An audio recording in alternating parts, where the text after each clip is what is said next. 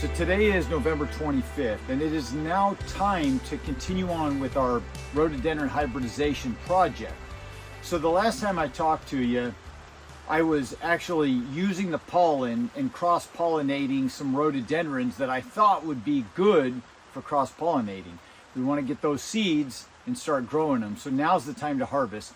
I was just talking with Hank up in Seattle, or up near Seattle, the guy that's teaching me, and he said he's already collected all of his seed pods.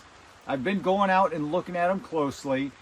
I still have some color, some green on many of the seed pods, and so I thought maybe it's a little too early, because the goal is to wait until they turn brown and start splitting, but you want to get them just before that, because once they split, the seeds go everywhere.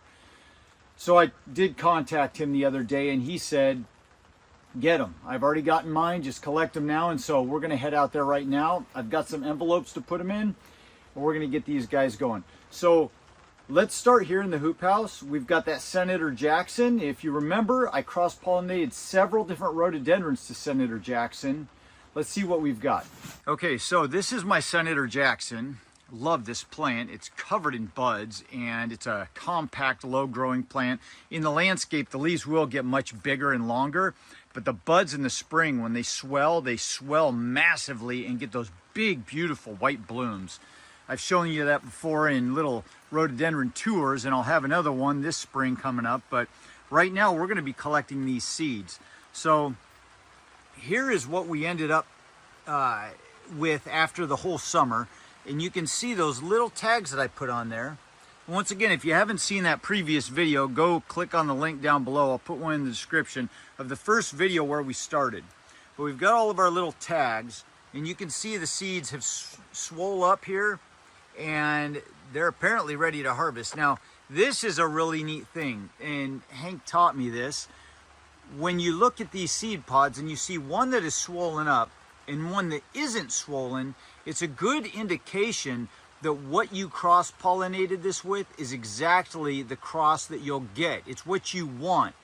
Because when they're all pollinated, it might be tough to tell, was it bees that did it? Was it insects that did it? Well, when I see one on the same flower truss that's swollen up like this, and one that's not, or two that aren't, that's a really good indication that this took because I pollinated it with a specific rhododendron. We've got a few more over here. You can see we've got some swollen pods here. So what I'm going to do is I'm going to clip each of those little pods off, and we're going to put them in their own envelopes. I'm not going to keep varieties separate because I've got Karen Triplet on multiple, because that's one I really wanted. And then I've got Nancy Evans, which I don't think that one took.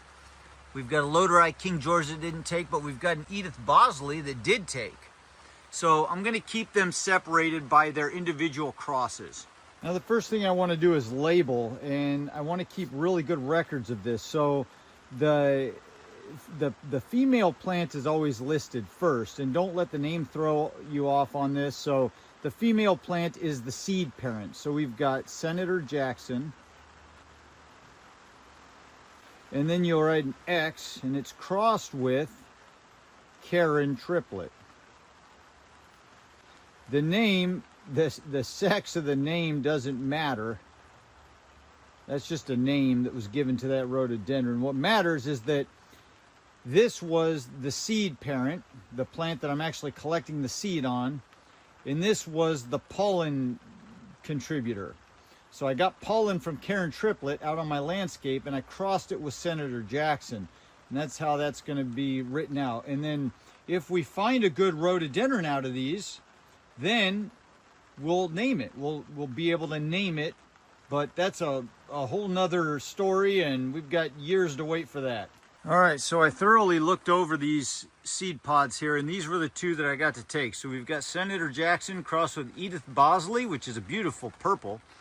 And then Senator Jackson crossed with Karen Triplet. So we've got the Edith Bosley right there and the Karen Triplet over here. So we're going to cut those off and put them in their corresponding envelopes. All right. This one did not take. We'll set it aside. But these two did take. And I'm going to cut it off a little further down. So I've got some material left on there to allow these to finish ripening if they do have any more ripening to do. So we'll just leave all that together and place it in our Edith Bosley packet here. Actually, you know what I think I'm going to do? I'm going to take these little tags off because I know what they are. Now I'm placing these in a paper envelope, as you can see, because I don't want plastic. I don't want to keep humidity built up, and there's a lot of moisture in there still. I want them paper so that they can dry out in there. Otherwise, these guys could mold. So we're just going to leave them in there. I'm not going to seal it. I'm just going to close it up. And we've got one little set of seed pods. Get the other one here. And this was a real nice one here. So we've got a whole bunch. So this was a cross I definitely wanted. It's a yellow, a really nice yellow crossed with this beautiful white. So these are all Karen triplet, and I've got a lot of nice seed heads you can see there. So we're going to take all these off and I'll put them in one envelope.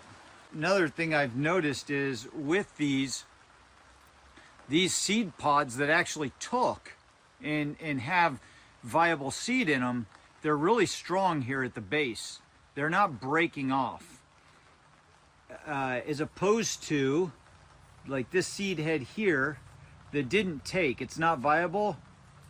They just come right off. I barely have to do anything, and you can see they're brown at the end. They just never took, they never got any viable seed in them, and so the plant didn't need it, and it just kind of let it die back. But these are real strong. I'm messing around with them here, and they're not breaking off. So that tells me, aside from the fact that they're just very swollen, these seed pods, it tells me that they're viable and healthy, and we should get some good seed out of them.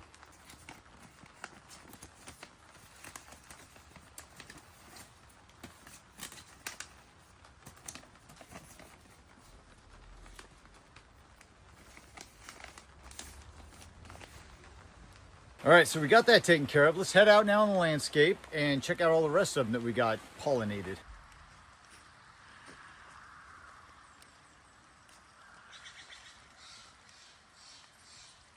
All right, so this is the rhododendron, one of them that I cross-pollinated, and this is Karen triplet. And I actually put some Lem's Monarch on this Karen triplet. I wasn't sure if it was going to take, but all of these are Lem's Monarch, I believe.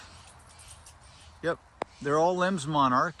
And so I'm going to harvest, and these are actually brown. They're out in the cold right now, but they're pretty strong on there. They're brown, and they look like they're probably getting real close to splitting. So I'm getting these at a great time.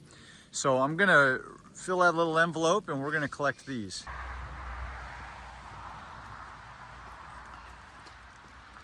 Now this rhododendron over here, I could not be more excited about. This is my Lem's Tangerine, and this is the one that I am just so looking forward to. It doesn't look like much now, but this plant has just a beautiful orange bloom. It's about the most true orange rhododendron that I've ever seen, and somehow I lucked upon finding this at a nursery years ago. It's big now. You can tell it's just almost about 6 foot tall there, and big, beautiful, healthy, and we've got some nice big seed pods. Now, one thing that I've been learning is there are some rhododendrons that are great at producing pollen and some that are great at producing seeds. This is a great seed plant. It's going to be a great mother for hybrids going forward, and I'm going to show you exactly what I'm talking about here. So here's one cross that I did, and this is Karen triplet. Again, this is that yellow that we just collected from, put onto this Lem's Tangerine, and you can see those seed pods. They're good, big, healthy seed pods. And then if we go around the other side of this plant, I've got a whole slew. There was a big pocket of blooms in here, and I cross-pollinated all of it. And you can see just tons of fat seed pods in there with multiple different varieties. So this is going to turn out to be a really, really, really good parent plant. I mean, look at the size of those pods. There's my hand next to it. They are just loaded with seed. So we're gonna see what we've got here, but right now we're just collecting them all. All right, so I had to get out of the rain there. It was starting to get kind of wet, and get real cold out there. But I've got all my little varieties laid out here now, and I'm pretty excited about all of these. So we're gonna see how they do. They're gonna sit in these little envelopes now for, I don't know, a few weeks, a month, until they completely dry up and split open, and there's seed inside of each of these envelopes. And then we'll go from there. And this winter, we're gonna be actually getting these seeds germinating. So a lot more to come here before too long. It's already November 25th, so the winter is quickly approaching. So there it is, another installment in the rhododendron hybridization project that we've got going on. I know I'm pretty excited to see where this goes from here, so we'll give it a little bit more time, wait for those seeds to dry out and split open. And this is a first for me, guys, so I'm learning a lot, just like you guys probably are. Some of you already know a lot, and I've actually talked with a few of you on Facebook about what you're doing and how you're doing it, and I'm learning from you guys as well, so we're gonna learn together. Anyway, that's it for this one. I'll come back when there's more to share here later on in the winter, and hopefully we'll get some seeds germinating. All right, if you guys like this one, you know what to do. Hit the like button, subscribe if you want to see where this all goes. Have a fantastic week, and I'll see you in the next video. Adios.